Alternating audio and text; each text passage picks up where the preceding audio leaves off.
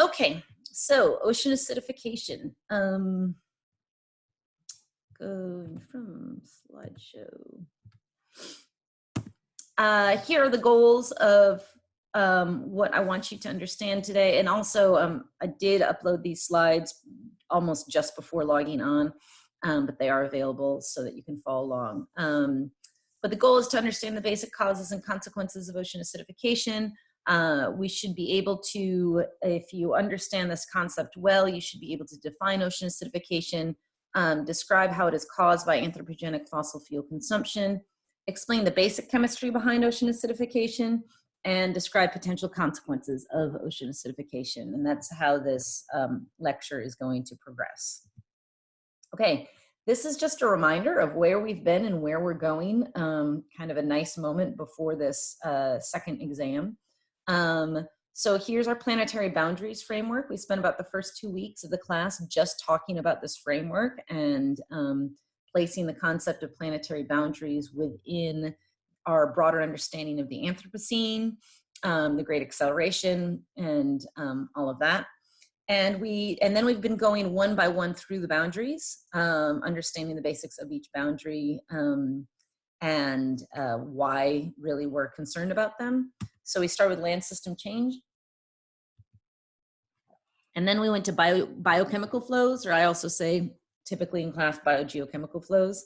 But these, we focused on phosphorus and nitrogen being the chemicals that flow through the air, water, soil, right, in natural cycles, and then also the human modifications of those cycles.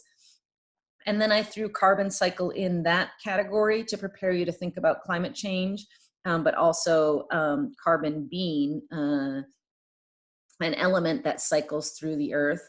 And we also talked a little bit about mineral resources in this category, in particular mining, because again, just keeping in mind that there are a lot of things, you know, we mine phosphorus, we do not mine nitrogen. That would be the Haber-Bosch process that we fix it out of the atmosphere.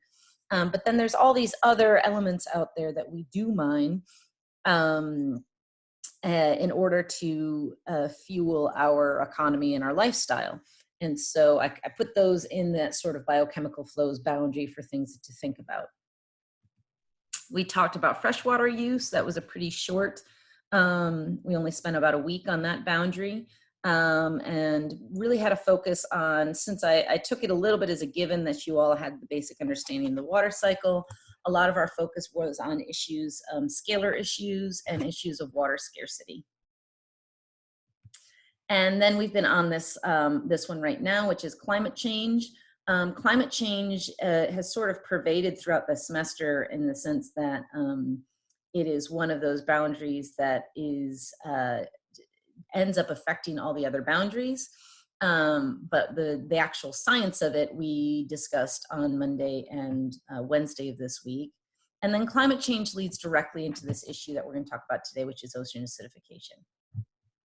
And so these two, climate change and ocean acidification, are very much interlinked. Okay, so what is ocean acidification? And how is it related to human activity? So here's the trends of what we can see here of ocean acidity in 2 locations on the planet. And then the surface ocean carbon dioxide, right, which is shown right here, and then the atmospheric carbon dioxide. And just as a little bit of a reminder, you should know the name of this curve right here that we're looking at. That is the Keeling curve. And we talked about last week how the Keeling curve fluctuates up and down in accordance with the seasons. The low point being the time in the northern hemisphere when plant life is the most active. So the maximum amount of carbon is actually sequestered into plants. So how is carbon dioxide in the atmosphere related to ocean acidity? At a very basic level, you can see that there's an inverse relationship. As the ocean acidity, as carbon dioxide in the atmosphere increases, the ocean acidity moves towards more acidic, right? So from a more basic acidity to a more, from a more basic pH to a more acidic pH of the ocean waters. Okay, now note over here, pH, just your basic pH scale, which we did talk a little bit about in the lab. The pH scale, in general, we talk about it going from 1 to 14, 7 being your neutral pH. And so anything above 7 is slightly basic, and anything below 7 would be slightly acidic. Okay, so we're talking about changes in this ocean chemistry going towards a more acidic direction. Here is the chemistry of it. So you should have read about this for today. And this is the level at which I want you to understand the chemistry. So what is an acid, first of all? An acid is a water solution or is aqueous solution that has more hydrogen ions in that solution than hydroxide ions. Hydroxide ions are OH minus. And so if you ever have a solution, so if you have water, right, water is H2O. In fact, let's see if we can pull off drawing this here.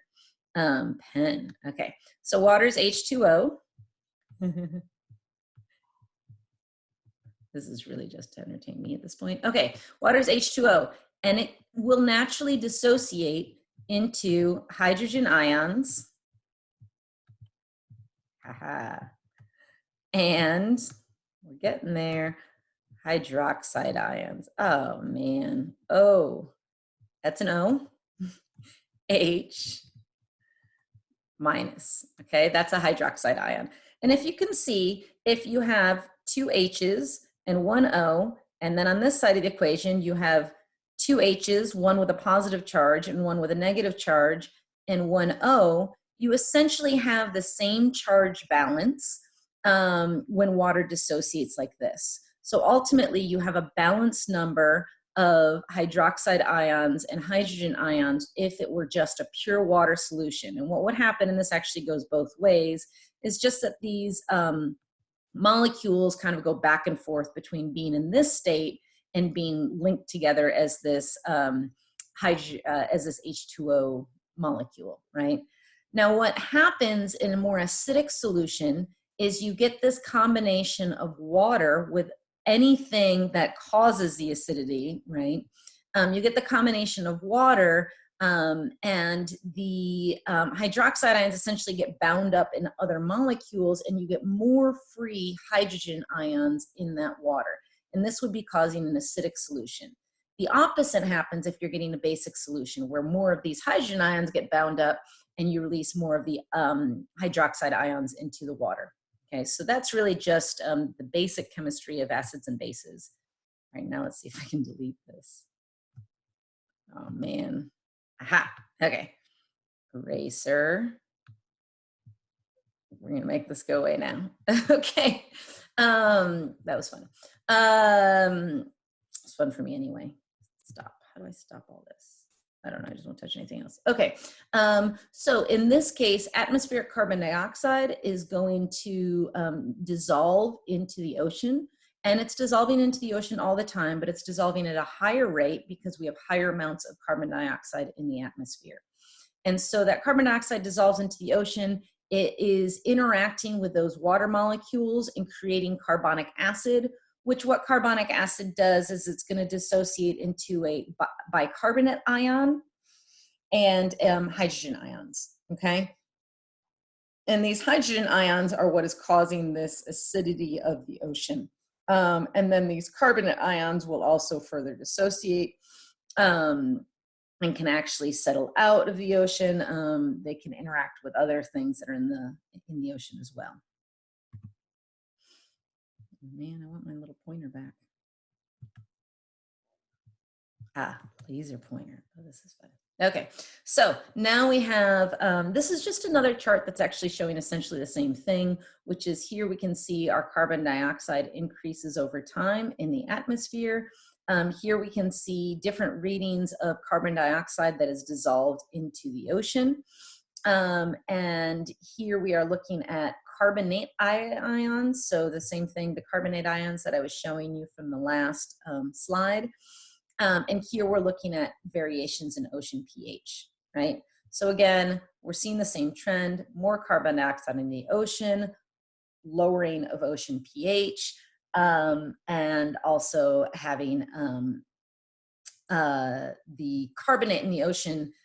This is a slightly more complicated piece of the chemistry that I'm not really concerned that you understand, but that I just vaguely was saying, oh, and it interacts with some things and can kind of cascade down a chain. And you can actually end up with more of this carbonate getting bound up in bicarbonate, which it prevents little shells from doing what they want to do. So bottom line here is there's also an impact on carbonate concentrations in the ocean that can be problematic for sea life. Okay, so where is this a problem? Here in your article, they show you different areas of the earth and where you can see, or different areas of the ocean rather. And you can see the concentration of carbon dioxide. And what's I think is really important to understand in these diagrams. Sorry, I need to drink something. Okay. What's important to understand in these diagrams is how we have most of the concentration of this carbon dioxide in the surface, right? And again, this makes sense just following our basic principles of diffusion, that carbon dioxide is going to diffuse and be disproportionately in the upper layers of the ocean. We also have warmer layers up higher in the ocean, right? And that will also facilitate that diffusion. Here's a picture of the Atlantic Ocean. So they're showing again here, you have the most carbon dioxide towards the surface. And as you go down, you have less carbon dioxide. And then again here in the Pacific Ocean, you can see a similar phenomenon. Another important thing to understand is just that this is not going to be happening just like carbon dioxide concentrations in the air are going to actually vary throughout the planet in accordance with air circulation patterns. And then this will have disproportionate temperature increases on the planet, and that our air circulation patterns are going to actually be distributing temperature increases in different ways across the globe. Likewise, we're going to have differential concentrations in carbon dioxide and ocean acidification throughout the oceans, right? And so here we're just looking at this diagram from your reading, and they're showing you how there's regions, where the ocean pH is less acidic, and there's regions where we're seeing increasing acidity. And this just is going to have mostly to do with how carbon dioxide is dissolving in certain areas of the ocean, and also just our general ocean currents, which are moving things around throughout the ocean. And again, this is just showing our depth below sea level and projected ocean pH into the future, right? So what we might expect in terms of a drop in ocean pH. And one of the things, let me move my little voice box so we can see the whole thing. One of the things that I want to point out about this is it seems really small. We're not talking about the difference in an ocean pH of 8 and 3.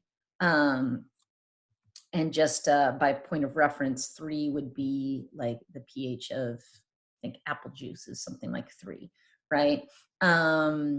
We're talking about pretty small changes in ocean pH. But again, I mentioned this in the last class period, that if you think about oceanic organisms, a lot of those organisms, in fact, I would say most of those organisms, have evolved to treat the ocean like their blood, right? So that they have a more fluid relationship between the ocean, right, as the outside environment and their internal environment. And this is particularly true for smaller microscopic organisms. And so if you think about our bodies, right, we have our skin that separates our internal body from the external environment, and it makes us a little bit more tolerant of changes in the external environment and our ability to adapt to those changes, right? But if you can imagine, we really depend on having a neutral, constant pH in our bloodstream. And if suddenly our pH were dropping by even a small amount, that would have a massive change on our body chemistry. And this is the kind of thing that we're concerned about with the ocean acidification, is what would be the changes on organisms. Oops, there we are. Okay, so why is this a problem? This is where those videos come into play. This TEDx video, she's going to talk about particularly the marine life and the impacts of changing ocean pH on particularly microorganisms. And we're thinking here of our zooplankton and these small microorganisms that, again, have this more fluid exchange of materials between their bodies and the surrounding environment. And the concern is that the change in ocean pH, it has a potential to essentially wipe out these microorganisms. And these microorganisms, while they don't seem to have a big impact on our lives from day to day, are actually the base of the food web for the entire food chain in the ocean. So essentially, small fish feed on the microorganisms, big fish feed on the small fish, sharks or whatever feed, you get the idea, right? And so it would be the equivalent of wiping out, you know, something like plant life on the planet or on land surfaces and expecting the rest of the food chain to survive. And so this is one of the huge concerns having to do with why we actually should care about ocean acidification. Oh, I thought I was going to have a little video here embedded, but it's not.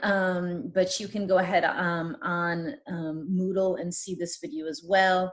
And this is a relationship between ocean acidification and calcifying organisms such as corals found in coral reefs.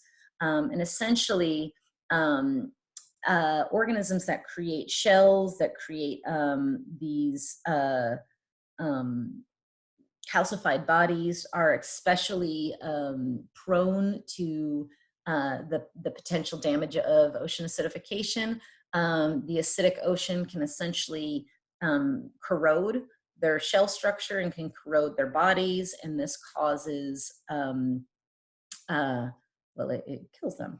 And so there's a lot of concerns right now, and our coral reefs are concerns among scientists for ocean acidification and because temperatures are warming, which causes coral bleaching, which essentially is that the corals, they become sensitive to temperature and they cast out the microorganisms that live inside of them, and they basically die.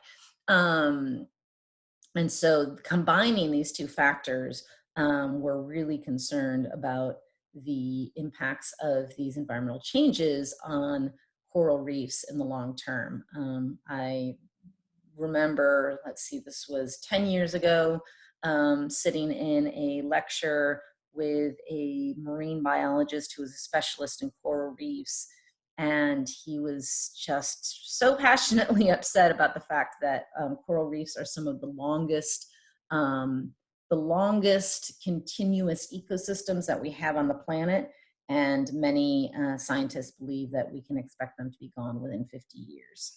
And that would have impacts on also, you know, if you don't care about biodiversity for biodiversity's sake, it would have impacts on the food web, definitely impacts on things like tourism industry and island nations that often are dependent upon these regions. Okay, so looking forward, what is it that we're expecting? Oh, hold on, I need.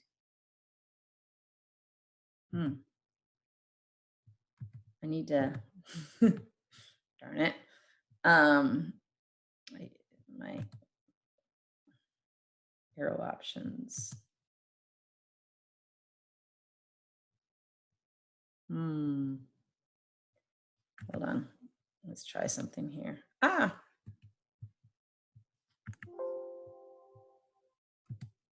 Okay, let's try this one again because I do have a little video embedded here. There it is. Okay, So this is a video that looks at the predicted habitat for coral reefs from 1765, which is historic, moving into the future.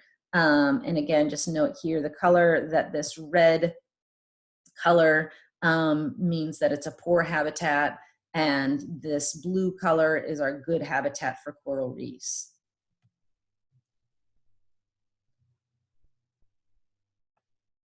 So this is a prediction for 2040, 2060, 2080, and 2100. So it's a little bit sad.